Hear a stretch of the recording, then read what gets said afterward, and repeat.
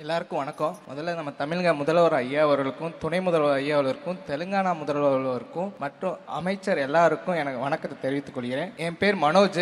நான் மதுரை மாவட்டம் உசிலம்பட்டி பக்கத்தில் திடீர்னு உச்சப்பட்டி கிராமத்தில் இருந்து வரேன். நான் இது வரைக்கும் 18 இன்டர்நேஷ்னல் கண்ட்ரிஸ் இந்தியா ரெப்ரசன்ட் பண்ணி பார்ட்டிசிபேட் பண்ணியிருக்கேன். அப்புறம் கரண்ட் நேஷனல் ரெக்கார்டு ஹோல்டர் 14 வருஷமாக நான் தான் இந்தியாவிலே நம்பர் 1 நேஷனல் ரெக்கார்டு ஹோல்டரு. அது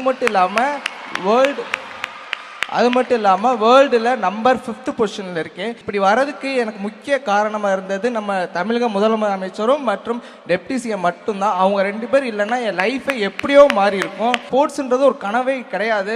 நம்ம இப்படி மாற்றுத்திறனாளியாக பிறந்துட்டோம், நம்ம இனி அடுத்து என்ன பண்ண போகிறோம், லைஃப்பில் அவ்வளோதான், நம்ம லைஃப் முடிஞ்சிருச்சுன்னு தருணத்துக்குலாம் நான் போனது உண்டு. ஆனால் என்னைக்கு நம்ம அந்த ஸ்போர்ட்ஸ் ஃபீல்டில் நான் சர்வே பண்ணணும், அன்னைக்கு இருந்து என் லைஃப் ரொம்ப நல்லா இருக்கு. இது வரைக்கும் நான் இந்த கவர்மெண்ட்ல இருந்து மட்டும் 48 லட்ச ரூபா நான் ஹை கேஷ் இன்சென்டிவ் மட்டும் வாங்கியிருக்கேன்.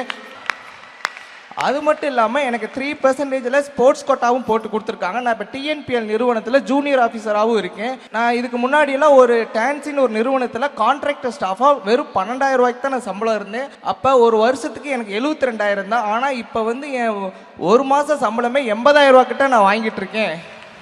அது மட்டும் இல்லாமல் இப்போ ஒரு மனுஷனுக்கு அமௌண்ட்டு மற்றும் வேலை தான் ஒரு அத்தியாவசியம். அது ரெண்டுமே இந்த கவர்மெண்ட் பண்ணி கொடுத்துட்ருக்காங்க.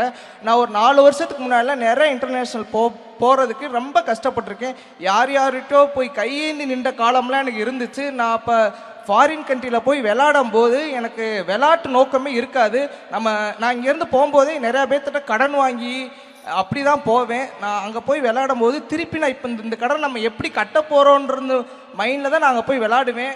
அதனாலே எனக்கு சரியாக பெர்ஃபார்மன்ஸே கிடையாது. ஸோ இப்போ இந்த கவர்மெண்ட் வந்ததுலேருந்து நாங்கள் இப்போ எங்கே போகிறதுக்கும் தமிழ்நாடு சாம்பியன்ஷிப் ஃபவுண்டேஷன்லேருந்து எங்களுக்கு எவ்வளோ தேவையோ வித்தின் ஒன் வீக்குள்ளே எங்களுக்கு அமௌண்ட்டை சேங்ஷன் பண்ணி கொடுத்துட்றாங்க. அது எங்களுக்கு ரொம்ப யூஸ்ஃபுல்லாக இருக்குது. நாங்கள் இப்போ போகும்போது காசுன்றது ஒரு மேட்ரே கிடையாது. நாங்கள் போய் விளாட்றோம், ஜெயிக்கிறோம். அது மட்டும் தான் எங்கள் நோக்கத்தோடு போயிட்டு இப்போ ஜெயிச்சுட்டு வந்துட்டுருக்கோம். நான் ஒரு 4 வருஷத்துக்கு முன்னாடிலாம் நான் ஓவரால் சாம்பியன்ஷிப் நாங்கள் நேஷனல்ஸில் போவோம் பேராலிம்பிக்ஸ்க்கு. அப்போ நம்ம 7th 8th பொசிஷன் தான் வருவோம். ஆனால் இந்த கடந்த 4 வருஷமாக 1st 2nd தவிர தமிழ்நாடு கீழே வந்ததே கிடையாது. ஸோ உண்மையிலே இந்தியாவில் விளையாட்டுத்துறையில் தமிழ்நாடு முதன்மை மாநிலமாக வந்துட்டு இருக்கு.